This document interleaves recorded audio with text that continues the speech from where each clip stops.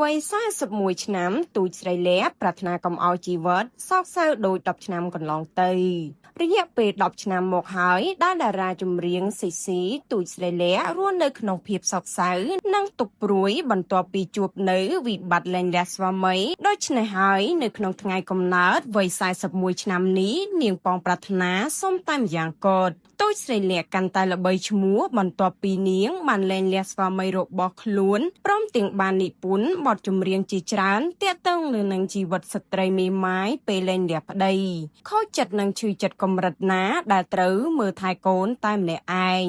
កំឡុងពេលនោះទូចស្រីលះក៏បានផ្ដាច់ខ្លួនឆ្ងាយពីសិល្បៈទៅសង្ងំប្រើជីវិតធម្មតាដើម្បីរកប្រាតាមការលក់ដូរតាមអនឡាញនិងធ្វើការជាគ្រូហាត់ប្រាណជាដើម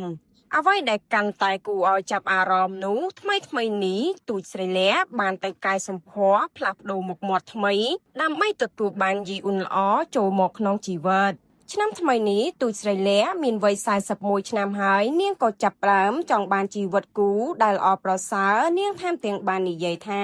រីករាយថ្ងៃចាប់កំណើតវ័យ41ឆ្នាំសូមឲ្យនាងខ្ញុំមានតែស្នាមញញឹមកុំឲ្យសោកសៅ10ឆ្នាំពេញដូច្នោះទៀត